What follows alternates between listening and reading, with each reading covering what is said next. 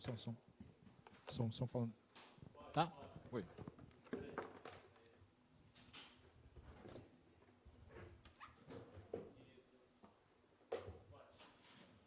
Abel, boa noite. Igor Siqueira, do UOL. Depois de um jogo desse, o que dizer, né? Você já conseguiu identificar por que o Palmeiras conseguiu essa virada tão espetacular pelo placar, pelo que não fez no primeiro tempo, pela forma com que construiu no segundo, né? Você, inclusive, volta do primeiro para o segundo sem alterações e o time reage mesmo assim. E só uma questão de a gente ouvir também o outro lado da moeda, né? Porque o John Textor saiu reclamando muito da arbitragem do campo, criticando o presidente da CBF e tal, pedindo até a renúncia do presidente Edinaldo. Eu queria saber só a sua percepção sobre o lance da expulsão do Adrielson, por favor. Boa noite. São três perguntas. Falar do Textor, eu já disse, para mim é um dos melhores presidentes que está aqui no Brasil. Só que o futebol tem disto, tem muitas emoções e quando o jogo está quente, por isso é que eu acho que às vezes os jornalistas não entendem porque não estão ali, não sentem o que nós sentimos. Vocês viram o central, o zagueiro do Botafogo a sair e a chutar o microfone, porque são momentos muito intensos e só sente quem lá está dentro. Por muito que o jornalista, ou o meu pai, ou a minha mãe queira sentir, é impossível. Ninguém sabe o que é ser mãe, só as mulheres é que sabem o que é ser mãe, porque sentem. E, portanto, esta parte emocional nós temos que entender. E para vos dizer, o errar não é o problema. O errar é se nós não percebermos que erramos. E eu já falei com ele, com o presidente do Botafogo, como eu acho que já o disse isso publicamente, portanto não é a primeira vez que eu estou a dizer isto. Acho sinceramente que é um dos melhores presidentes do futebol brasileiro e o futebol brasileiro precisa de pessoas como ele. O que ele diz em relação a tudo o resto, eu não vou... tenho a minha opinião em relação àquilo que ele disse, mas eu sei que se eu disser aquilo que eu penso, é melhor eu não dizer aquilo que eu penso, porque não é minha função. Mas em relação àquilo que se passou entre nós os dois, está completamente sanado, resolvido. Ele sabe o que é que eu penso sobre ele como presidente e entendo perfeitamente. São momentos muito duros. Eu também já perdi de virada, já fiquei fora de duas semifinais da Libertadores. E entroncando aqui na tua segunda pergunta, a diferença é que nós hoje na segunda parte conseguimos fazer golos, com o Boca Juniors não conseguimos. Não fizemos 4, fizemos 5, sendo que um estava fora de jogo.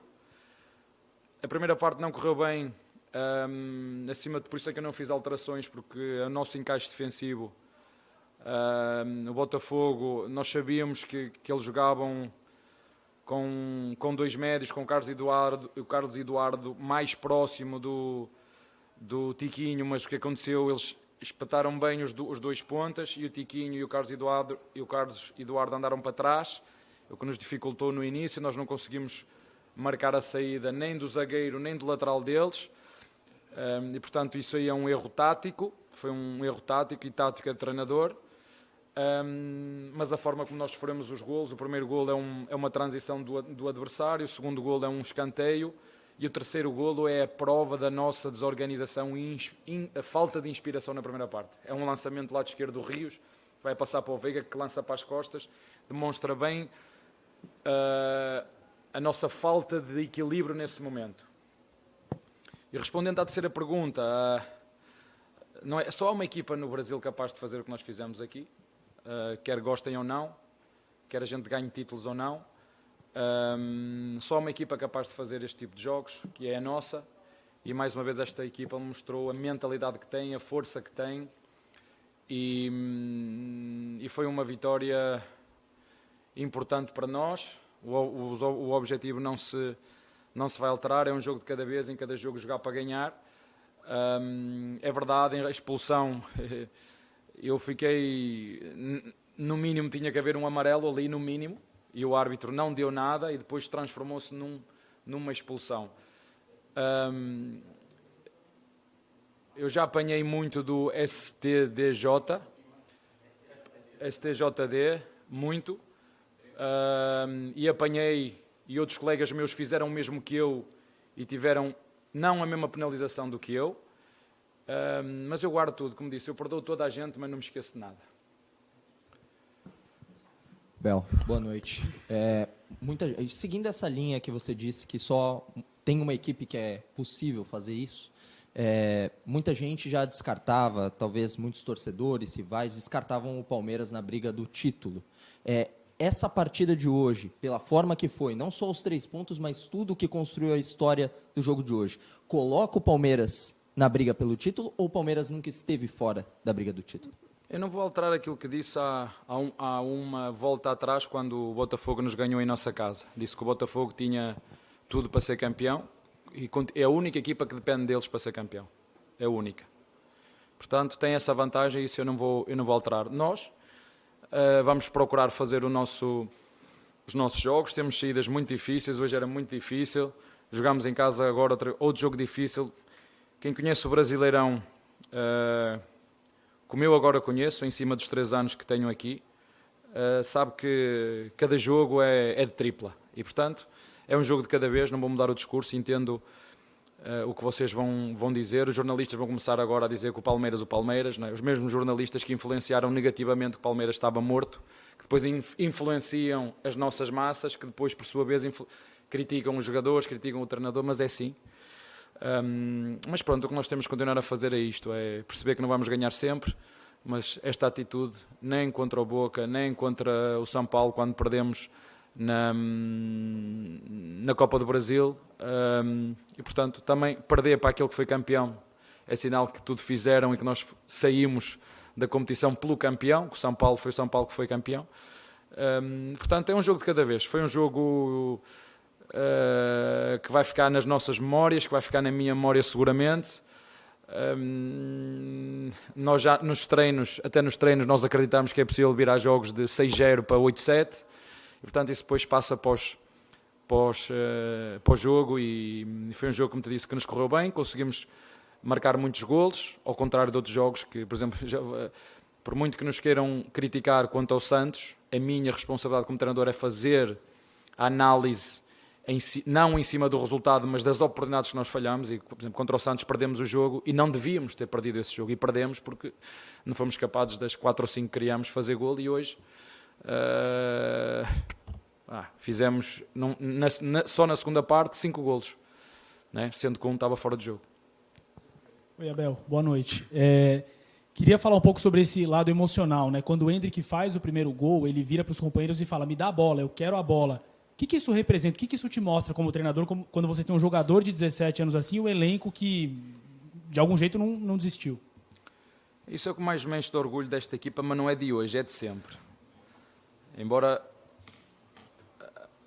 nem todos pensem da mesma maneira que eu, e tenho esse direito, esta equipa, no meu entender como treinador desta equipa, que eu os vi treinar, ela nunca faltou inspiração, faltou qualidade técnica, mas entrega e esforço nunca faltou nesta equipa. Eu nunca cheguei ao final de um jogo que dissesse à minha equipa, que às vezes digo: hoje não ganhamos porque vocês não entregaram o que podiam, vocês não se esforçaram, nunca.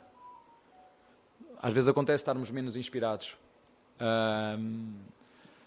Falando do Endrick e da equipa, esta é uma equipa que tem uma mistura, eu também já vos disse, entre experiência e reverência. O Endrick, como todos os outros, começou muito bem o ano, passou um período muito mau, que alguns de vocês até o queriam colocar na equipa B, não é? Alguns jornalistas disseram ele devia ir para a equipa B porque ainda é muito jovem. Só que um treinador como eu, que tem 44 anos, que veio de uma das melhores formações do futebol do mundo e que passou em todos os clubes onde passou, teve sempre jogadores à sua disposição. Os clubes ganharam, é verdade, a comissão técnica do Abel, noutros clubes não ganharam títulos, mas os clubes ganharam muito dinheiro por aquilo que foi a nossa atenção aos jovens, de os puxar para a equipa principal e no devido tempo, o que eu lhe chamei aqui o tempo de Deus, deixá-los entrar no jogo, deixá-los errar, tirá-los, metê-los outra vez, e assim se faz o crescimento de um jogador. E não é por acaso que o Real Madrid, os olheiros do Real Madrid são competentes. Agora estamos a falar, mais uma vez, nós estamos a falar de um miúdo de 17 anos,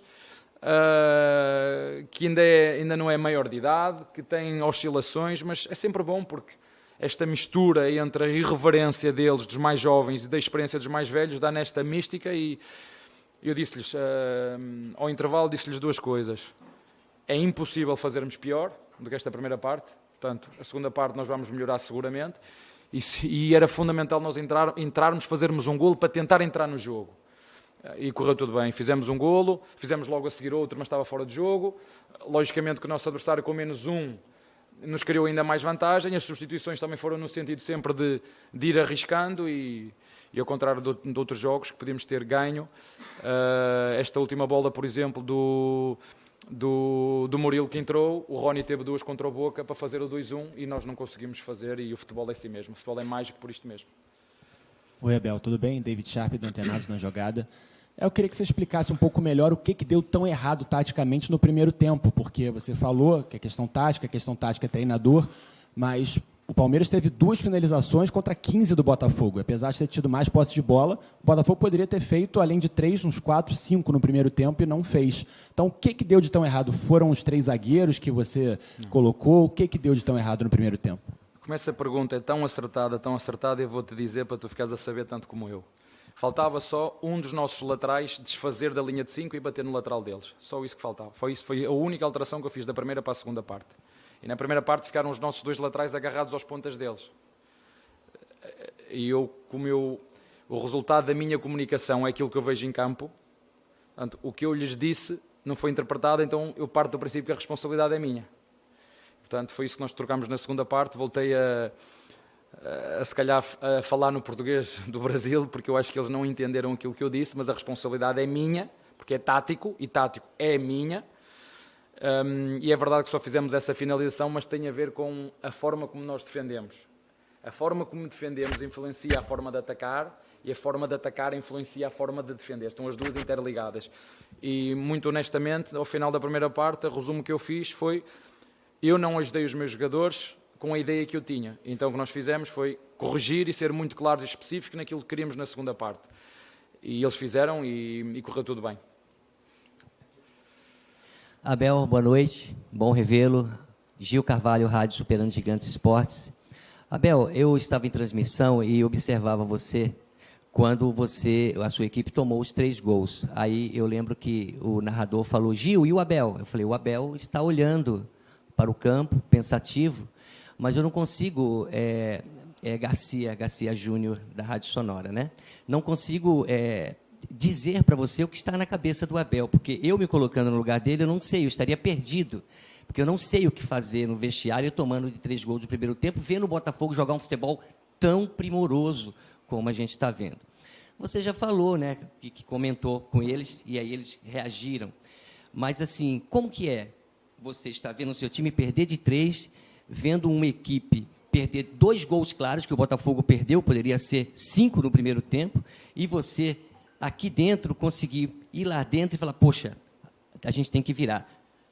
Dá para sintetizar para a gente, ou dar uma luz para que a gente consiga compreender, porque foi mágico, cara, o seu time hoje. Parabéns. Foi mágico. Se perguntar aos jogadores, eles vão dizer que eu utilizei essa palavra. Eu utilizei a palavra essa mesmo, mágico. Com toda a sinceridade, se fosse na segunda parte, eu não ia conseguir fazer nada. Se fosse na segunda parte, íamos morrer todos abraçados. 3, 4, 5. E você pergunta-me assim: mas isso é normal acontecer? Se nós nos lembrarmos do Barcelona, que ganhou 3-0 ao Liverpool, e a seguir foi tomar 4 de virada em casa deles, Barcelona do Messi. Barcelona do Messi. E levou 4. Portanto, quando as melhores equipas do mundo também entram nessa espiral negativa, não há... ou nós conseguimos fazer uma pausa, que no futebol muitas vezes não há uma pausa para dizer: ei, calma, temos que corrigir isto, isto e isto. Ou então vamos, naquele momento, eu na primeira parte, se não houvesse intervalo, eu não tinha como ajudá-los. A única forma de os ajudar é desconto de tempo, paragem, tático. É isto que temos que fazer para não andar a correr atrás do adversário, porque nós não conseguimos encaixar na marcação do adversário. O adversário estava fluido porque nós não estávamos a conseguir encurtar, quer na pressão, quer reduzir espaços para eles poderem ligar jogo, e na primeira parte eles foram muito melhores que o Palmeiras, aproveitaram os nossos erros. O terceiro golo é a imagem da desinspiração da nossa equipa. Você vira o terceiro golo, vai dizer, esta não é a minha equipa. Estes não são os meus jogadores, mas naquele momento eu não conseguia, se eu pudesse, se fosse no treino, eu parava o treino, junta aqui. Foi graças a Deus que foi na primeira parte e deu tempo para... Eu não sabia se íamos ganhar o jogo, mas o que eu lhes disse foi, nós na segunda parte temos que ganhar este jogo. A segunda parte nós temos que a ganhar. Se ia ficar 3-1, 3-2, a segunda parte nós tínhamos que a ganhar. Isto foi o que eu disse aos jogadores ao intervalo. E fazer esta pequena correção porque eu senti que eu não conseguia ajudar os jogadores, eu senti que a ideia que nós tínhamos defensiva, os jogadores não interpretaram porque eu não fui capaz de lhes dizer aquilo que eles tinham a fazer. Então, ao intervalo, voltei a reforçar aquilo que tínhamos que fazer e, como disse ao teu colega, foi só desmontar um dos jogadores da linha de 5. Foi o que nós fizemos para tentar criar ali mais pressão e depois fazer logo um golo aos 5 minutos, o adversário fica... E depois segundo golo, fora de jogo. Eu senti um momento destes contra o River Plate em nossa casa. Alguém se lembra da meia-final? Eu lembro-me, eu disse, chegou uma altura que comecei a rezar, meti a mão no bolso, Pai nosso que estás no céu, santificado seja o vosso nome. Não é? E foi 3-0 o primeiro jogo. Não é? E depois houve um golo, foi um golo deles, foi ao VAR anulado. A seguir a última jogada, a bola bate no poste, sei o quê. O futebol é mágico, como disseste. O futebol tem coisas que... Eu quero controlar tudo no futebol, mas é impossível. O futebol tem coisas aleatórias, tem coisas que tu não controlas. A expulsão do zagueiro do Adrielson nem tem a ver com a minha responsabilidade, nem com a responsabilidade do treinador deles, são contingências do jogo que influencia, claro que influencia, ajudou-nos e muito jogar com uma equipa com menos um. Abel, boa noite. Alan Santos do BTB Esporte. Seguindo essa sua resposta exatamente sobre isso, qual foi o momento crucial que você percebeu que o Palmeiras poderia virar? Foi no lance da expulsão ou na hora que o Everton faz a defesa, você diz, a gente não vai, pensa assim, né, sozinho ali, a gente não vai perder esse jogo, a gente vai empatar, vai virar. E se você achou justo a expulsão do Adrielson, a gente viu que uma reclamação muito calorosa da staff com a arbitragem. Deixa só dizer, eu reclamei aí porque no mínimo ele tinha que dar amarelo. E o árbitro não deu nada. E foi à minha frente. Eu não sei se era para vermelho ou não, porque eu não sei se a bola depois foi para dentro ou foi para fora. Não tinha essa... Mas nada. Nada. Como é que não dá nada? Mas ok, ele é que manda, ele é que é o árbitro, ele é que decide. Ponto. Por muito que eu reclame, não vai alterar nada. A partir do momento em que tem pessoas competentes em cima e conseguem analisar e vêm para trás e para a frente, esse para mim foi um momento em que disse, ok, nós vamos conseguir dar a volta a isto. Um minuto depois, penalti contra. Estávamos os três sentados e disse, se nós pegarmos o penalti, nós vamos entrar no jogo. Se sofrermos, estamos fora. E o futebol é isto, que aqui houve um jogo que eu fui muito criticado porque eu disse que o futebol também tem um fator sorte. Há fatores aleatórios de sorte. E depois nós podemos aqui dizer, num penalti, é competência do goleiro ou é ineficácia do centroavante. Nós ficamos fora de uma Libertadores nos penaltis.